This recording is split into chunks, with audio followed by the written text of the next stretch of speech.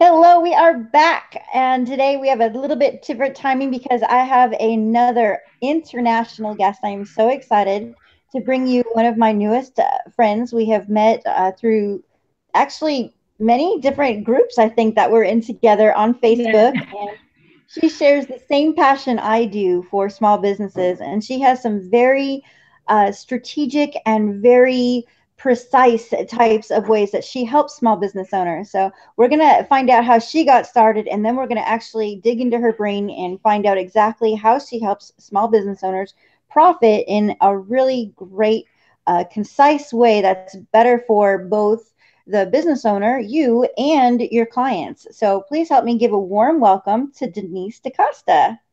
Hi, Denise. Hi, Brenda. I'm so Hi, I thank just you so much for having me here. I'm glad to have you. I forgot to mention that I just got through one of your challenges that you had for us to put packages together, and it was a challenge. You did That not is the make idea. you didn't. I mean, I come from a teaching background, and you use what we call higher level thinking in every one of the steps. And I mean, it turns out you get great benefits from that. What kind of background do you have? Well, first of all, I'm glad that you enjoyed the challenge and that you found it challenging because that was my goal for get people to think deeper and and to rethink how they are creating their offers right now. So I'm glad that target was aimed because that was my intention with that. Well, my background is in engineering. I studied civil engineering and then I did a master degree in structures. And I worked for many, many years in industrial projects, creating, designing buildings and their foundations and making sure they got built according to the code and according to the plan.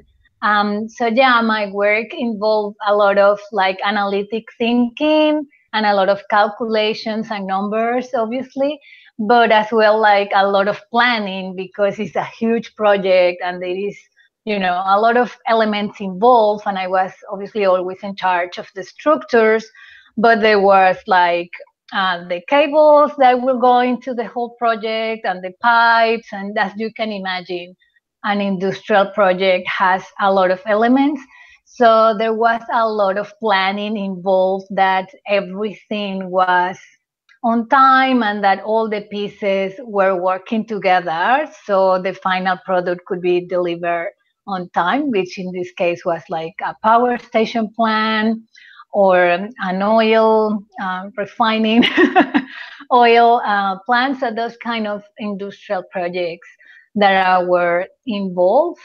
So yeah, I love it, that um, structure part and that analytic thinking and solving problems on your feet, because no matter how much you plan, when people start building, they face problems on spot, and obviously they call us the engineering team and we have to solve, on our feet, because there is no time to keep, you know taking all our time to come back to them. So that was great and really challenging to always be like sharp and yeah, always, thinking on your feet all the time to ensure that the whole project goes through. Yeah, as a teacher, I remember, and especially when I was teaching in Houston, I remember seeing many parents would come in, and I would ask what they do, and many times they would say they were an engineer, and I was like, what does that mean? Because it could be anywhere. I mean, there's Yes. such a wide range of what an engineer is. So interesting that's your background. But one other thing that maybe we should mention is I did say you're an international guest. I didn't say where you're at now or where you got your accent. Can you enlighten us there? Well, I'm right now living in Brisbane, Australia, but I'm original from Venezuela. I was born and raised there. And when I finished my studies, I moved to Portugal to do my master degree because my family, from my father's side, they are from Portugal. So I decided like I want to, like be involved in that culture as well and learn the language and learn about my heritage and, where my grandparents are from and, kind of like get in touch with my roots. So I moved to Portugal and I did a master degree there and then I got a job. So I lived in there for almost 4 years. And then I moved back to Venezuela because I got better job opportunities there. So I moved back, and in that time that I was back, I met my husband. So when we decided to get married, we moved to Spain. So we moved to Madrid. And we lived there for about 2 years and a half. And then we moved to Australia because he got a better job opportunity here. So we moved here. And at that time, like everything, when you move countries, is always exciting, right? And at that time, I was having a hard time to find a job as an engineer, which was like very rare for me because with all my move, I always find jobs very quickly. But I was having a hard time in here, so I took that as an opportunity, and I was like, okay, this is like a sign because even though I love my job and I love in engineering, I was this person like waking up every day, like, I'm not going to do this for the rest of my life. And I think many of us, my generation, I'm from the 1980s. So I think many of us just going to uni, like at the logical next step, but without giving it a real thought. What are our strengths, our zone of genius, or like you just like keep going. Like you graduated from high school, you have to apply to uni, whatever is more appealing to you, and you go and do your course and graduate, and like life keeps going. And I think a lot of people in my generation are having that kind of, how do you say that? Like situation, like we weren't being given that much of thought. It's just like next step is going to uni, pick a career and keep going and then get a job and, life go on. So when I moved here, I actually got time to stop. Like for the first time in my life, I had time, free time, because as you see from the sneak peek that I gave you, it was like going, like graduated, move here, start a master degree, get a job. And I was getting all those things in parallel. Like I wasn't finishing my master degree when I got a job. So I was like doing both things together. And then I got a better job in Venezuela. A friend told me like, here you can earn more. It's like sounds like contradictory, but it was the case. And it was like, quit here, pack your stuff, move back, get in on Europe. And it was always like doing stuff, like nonstop. So when I moved here, I got this time, free time on my hands to think. And I was like, you know what? I don't like that career. Like, I don't enjoy it that much. So I thought, like, this is my opportunity. I can, study something different and change career. And I did a diploma in interior design because I was like, this is perfect. Like, it's creative with my background in engineering and learning all this stuff like colors and how to, restructure the space. I could, create a new career as an interior designer. So that was my plan.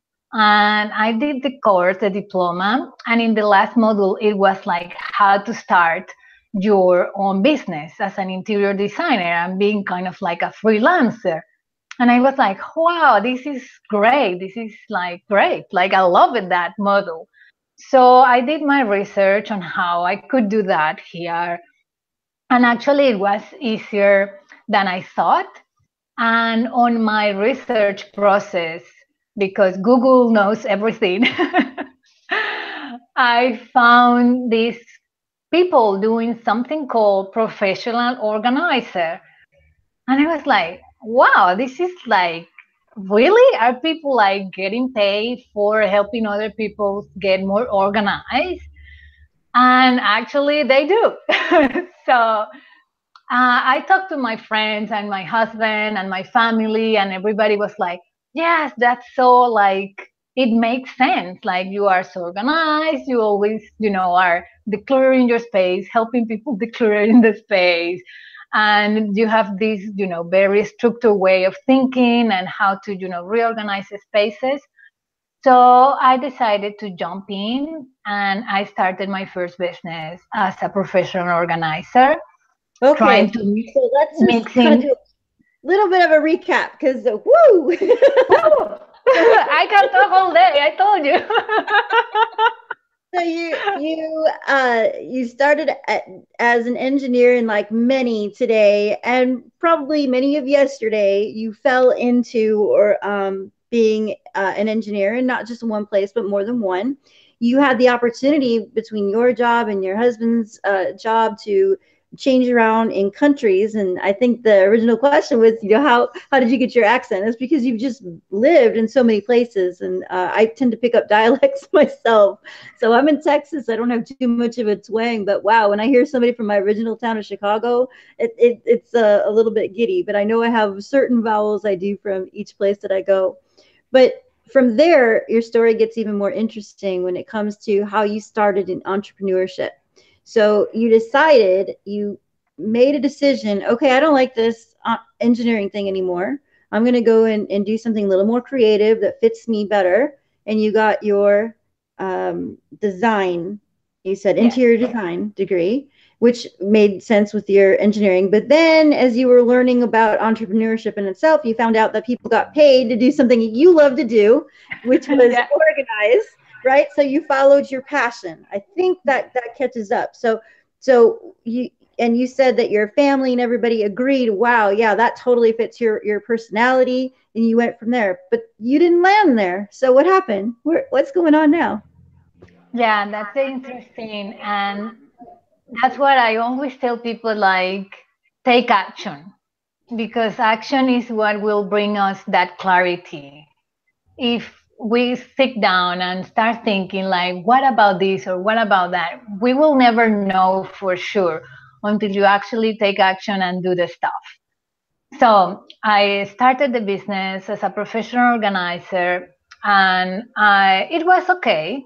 Like, at the beginning, I was like charging by the hour, like everybody else. When you are starting, you're saying, okay, I'm going to your house for 3 hours to helping you declutter and reorganize your closet, for example. So that is X amount of money for that time that we will spend together. So that was all good. But I was like feeling that it wasn't like quite what I was expecting, like what I envisioned. And then I learned more, obviously, about entrepreneurship and how to build a successful business. And it's when I learned all about this ideal client stuff. And I was like, anyone is my ideal client. Like, if you have a disorganized space, let's tackle that. And that was my ideal client when I just started. Like, anyone and everyone could be my ideal client. But I was learning more, like, you have to have a niche and an ideal client and all this stuff that we know. And I was, rethinking who I really want to work with. So from that process of, rethinking my ideal client and my niche, I decided to go with women entrepreneurs running their business from their homes, because I could relate to them. I also running my business from my home. And because if you are running your business from your home, you kind of need a very neat, organized space, right? Because inspiration and energy flows when our space are decluttered. So for me, it matched like my belief system, and I could relate it with them. And I also could help them the best because my background engineering or in the corporate world. So I was focusing on that, on paperwork, systems, your home office space, rather than the kitchen or the kids' rooms that are spaces that I don't relate to because I don't have kids and I don't like to cook. So really talking about reorganizing your kitchen, I have not interested at all because Perfect. it's something that you know it's something that I even don't pay attention. It's organize my kitchen, yes, but it's something that for me it has not interest. So if you get to blog every week, you'd rather talk about stuff that you like, right? So I was facing this like writing a blog about organizing your kitchen or your kids' room or your living room or your garage, it was like extra hard because it was forcing me to talk about spaces and systems on places that I have no interest in.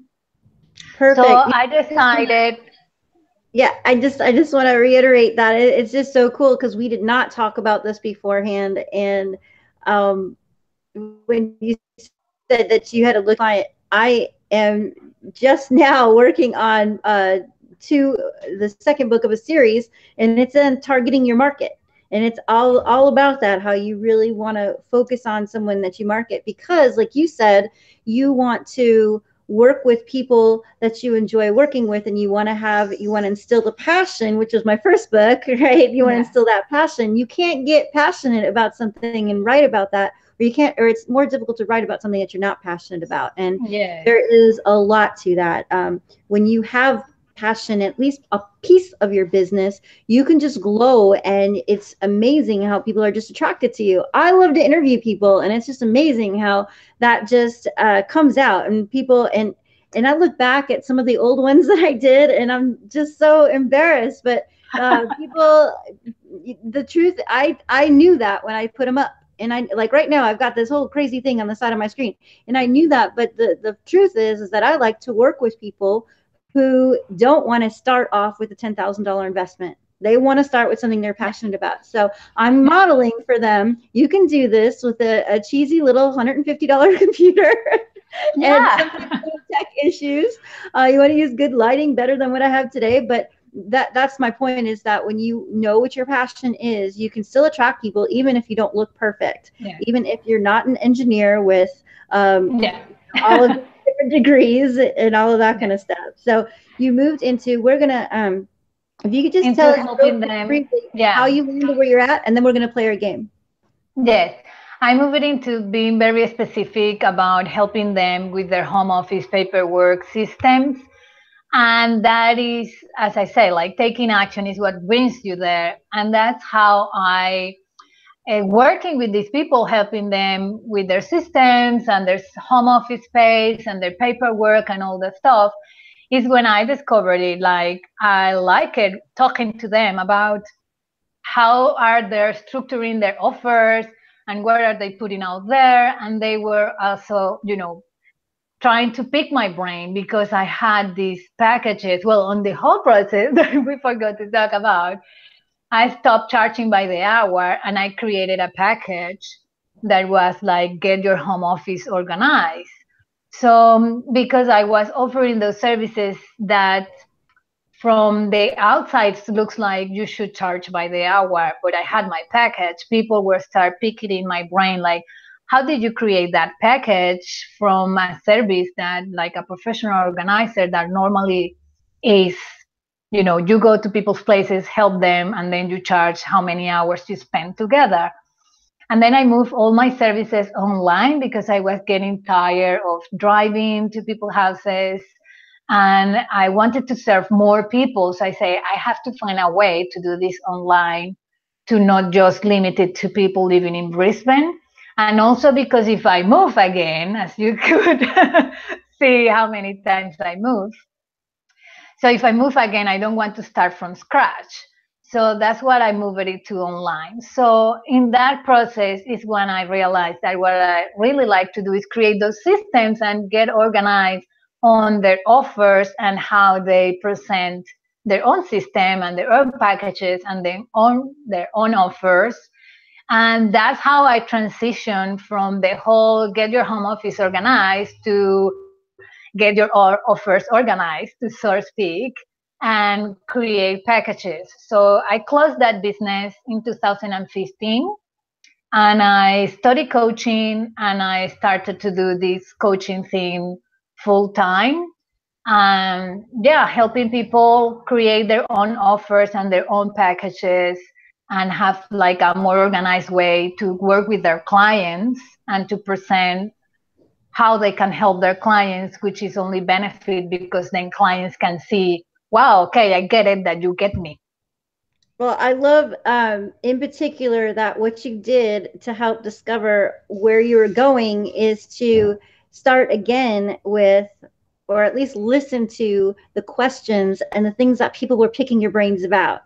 So you kind of allowed in what other people said, hey, you're good at this. So as part of discovering your passion, it took me years to find out that I was really good at asking questions. So, and when I was younger, it was, gosh, you ask so many darn questions. That's what the teachers always said.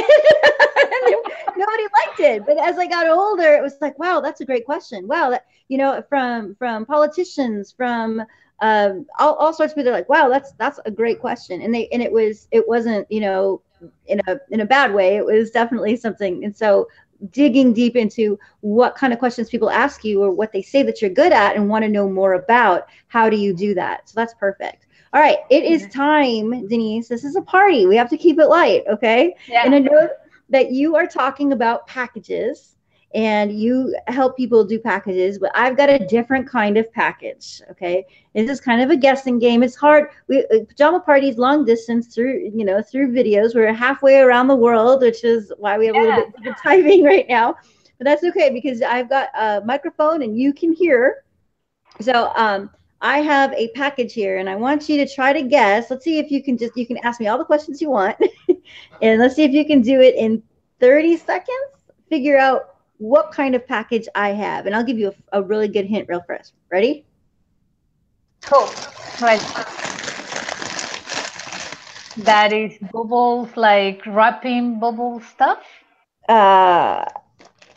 Just ask me more questions before you guess. It's a noisy package. You know that. It is plastic or paper? It's kind of plastic. Kind of plastic. If it's not bubbles, it's not bubbles? It's not bubbles. Then I don't know. Oh, come on now, organizer. Ask me what room in the house I would find this in. Really? Where? You can find this package in the kitchen. There you go. I'm not a cooker, so you and me both. I'm not good at cooking, so I don't spend much time in the kitchen. It's like to freeze stuff, to put stuff on the freezer. No, in the pantry. In the pantry. I don't know. All right. It is a bag of my favorite snacks. Oh, cool. It's animal crackers, and it is upside down. I was wondering why it's showing it because it is upside down. I guess I just opened it from the bottom. Really, I actually, that's like my favorite sheet kind of thing. They're chocolate graham crackers. Eat one or two, and it's great. But I thought it'd be fun to try to do a little guessing game, and I guess I win this time. Yay! Yes, you win all the time because I don't buy prepackaged stuff and I don't like to cook. So the kitchen was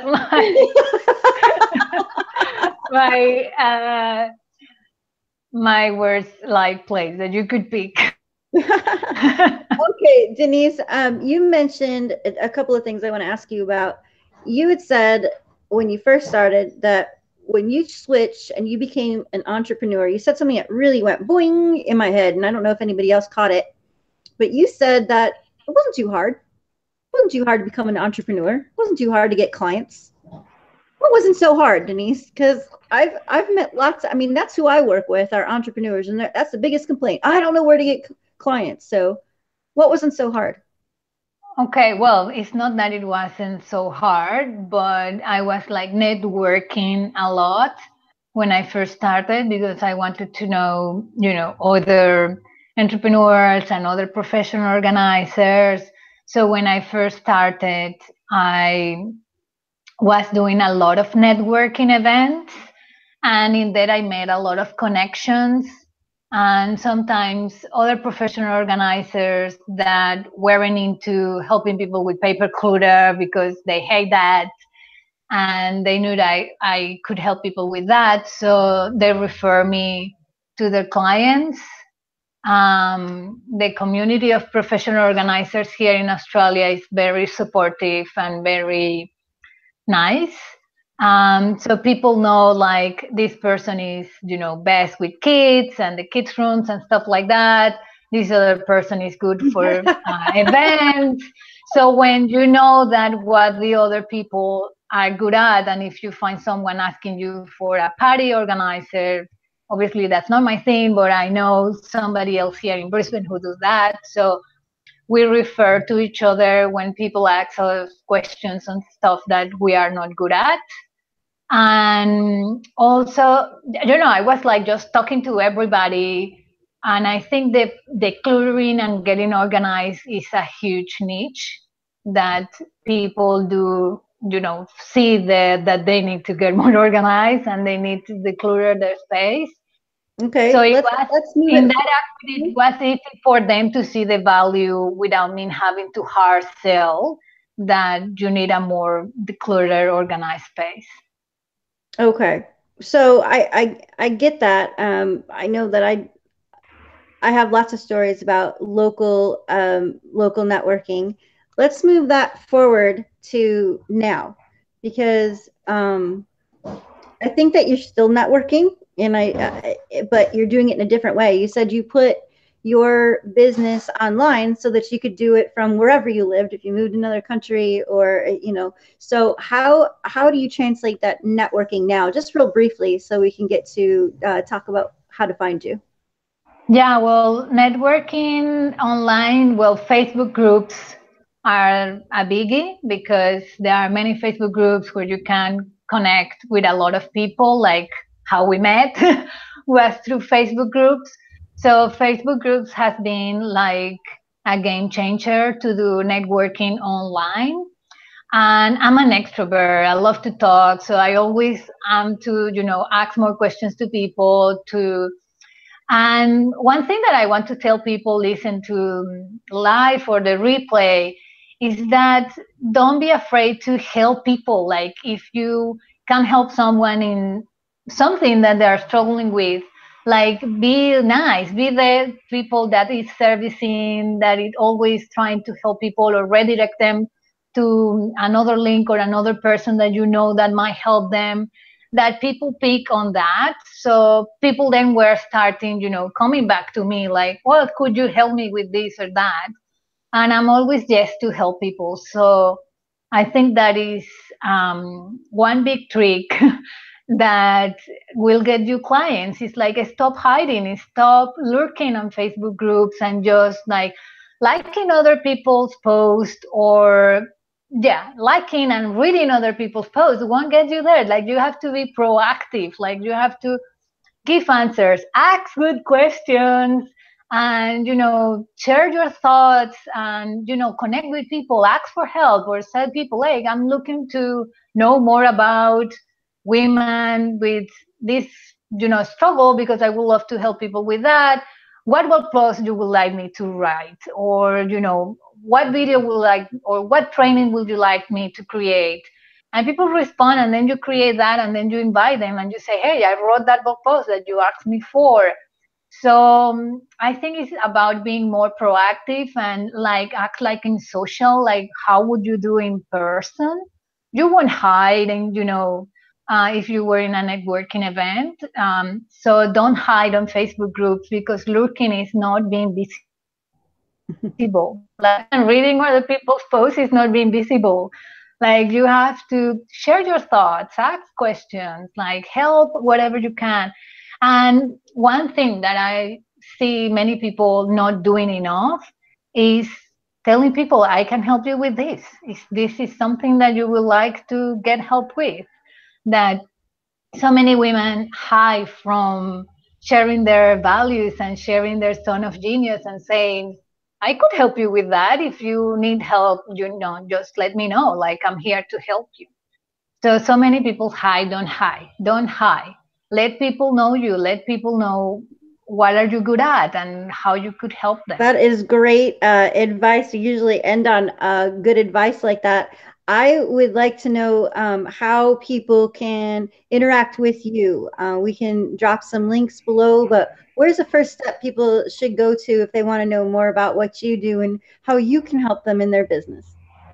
Well, there is my website, obviously, which is denisedc.com. And I spend most of the time on Facebook. So if you go to my Facebook page, that if you can share the link below, that would be great. I'm doing Facebook Live, like training stuff over there for free on my Facebook page 2 or 3 times a week. I'm always sharing tips and ideas. So that would be the place to go to connect with me and to learn more about how can I help you and, watch my trainings. And if you have questions, just, pop them in there. And that is 100% managed by me. So there is no virtual assistant or something behind. It's me answering your questions and helping you. So yes, please feel free to go to my Facebook page or my Instagram. And yeah, let's talk over there. Okay, and you can find all the show notes on pajamapartyprofits.com. We'll list all of those links for you. And I do highly recommend if you have a chance, be prepared to work. Be prepared to work up here when you work with one of Denise's challenges. It was, and she will help you through it, but I haven't like, and I have a master's degree too. So I have not been challenged like that in some time. It was a lot of inner work. And I love the advice that she's giving you. Don't hide. Um, Yeah. Even if you're not quite sure what it is that you want to do, remember if you look back at my story, I showed up at networking events week after week after week, and people didn't know what I did because it changed every single week. And that's okay because everywhere that you go with Denise's story today, she has used a bit of every piece of her experience for what she does now. And if she moves on into the future, you better believe she's going to take everything that she's learned here and everything she learned from her clients like you and me. She's going to take that with her wherever she goes. And that's what you can do too. And what she said is so true. It starts with the momentum. Do something. And if that just means getting in a group and saying, hey, I love to do this and I don't know how to profit from it, then get inside one of our Facebook groups, start talking to us, and we'll help you out. Remember, pajamapartyprofits.com. Find all the links to Denise. Denise, thank you so much for joining us from Yeah. halfway around the world. I've got to tell you, I am going to be in Australia soon. I don't know when, but soon. Yeah, let me know. We should do a pajama party, but in person. Yes. Thank you so much for having me. Thank you. We'll give you a big hug in person soon. Bye-bye. Yes, I look forward to